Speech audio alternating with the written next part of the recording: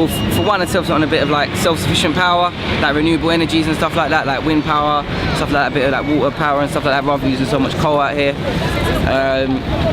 I definitely inject a lot of money into like the schools and stuff like that, trying to improve our educations or rejig the education system. If I had 100 billion, I would probably spend it on education, giving free education to young people, because in terms of the way things are going right now, what you have is that education is more expensive, which means few people could go and study and go to university. And then alongside that, there's not many opportunities around in terms of jobs.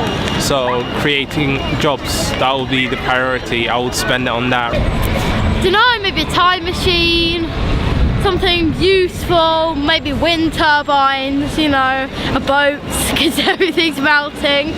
Really, most of it I'd put into the youth, to be honest. I just give it to, like, put into like generating the youth, really getting onto the youth projects and stuff like that.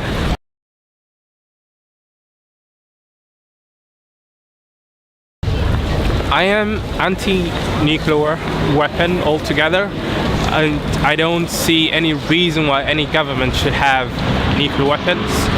It is evident in terms of what happened in Japan and in Hiroshima and Nagasaki. It's evident in the destruction that it has caused and the number of people that have died in that.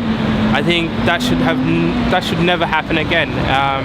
And I think the world should work towards ending all nuclear weapons together, like in terms of eliminating that option. Need the nuclear weapons for that? Do you know what that sounds like to me? That sounds like money laundering.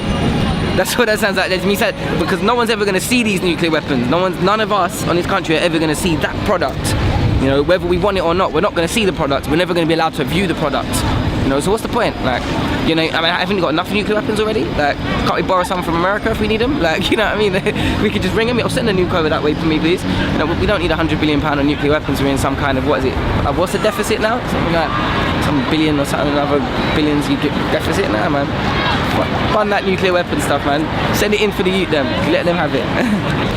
Probably the ones that I said, because they're more useful, and with all the ice caps melting, you're going to need wind to get it away and a boat to sail off in, so it's not really worth having nuclear weapons if all that's going to happen is they're going to just wash away, you know. So do you think we should have nuclear weapons?